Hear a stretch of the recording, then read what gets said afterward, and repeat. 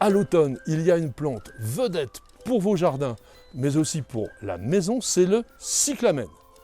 J'ai sur cette table les deux espèces de cyclamen les plus couramment cultivées.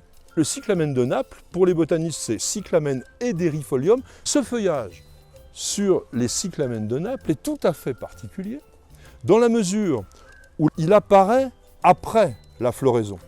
Cette floraison commence vers le mois d'août et va se terminer au mois d'octobre, et petit à petit, les feuilles vont apparaître.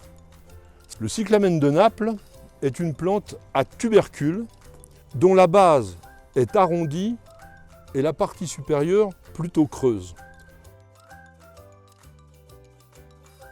Il adore la présence de calcaire dans le sol. Nous allons mélanger le terreau, qui est plutôt acide, à du coquillier marin, qui est un amendement naturel calcaire contenant essentiellement des coquilles de mollusques bivalves marins. 1/3 de coquillier marin et 2/3 de terreau.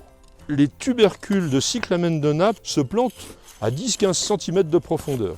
Et il suffit maintenant de poser les tubercules en les espaçant d'environ 10 cm les uns des autres.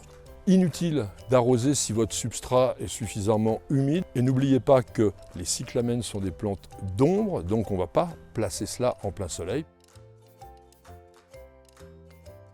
Une fois en terre vos cyclamens de Naples, on ne s'en occupe plus et ils reviendront chaque année. Ils vont même souvent s'étaler. Des mini cyclamens de Perse. Ils vont fleurir à minima jusqu'aux premières gelées. Vous pouvez parfois observer que des feuilles sont jaunes. Quand c'est à la base comme ici, ça n'a strictement aucun caractère de gravité. En revanche, sur des cyclamens plus gros que vous conservez à la maison, cela signifie que la plante a trop chaud. Le cyclamen, même les grosses potées, seront très bien dans une ambiance autour de 15 degrés. Au-dessus, il est normal qu'à un moment donné, les feuilles jaunissent parce que la plante vous montre tout simplement qu'elle ne se sent pas bien.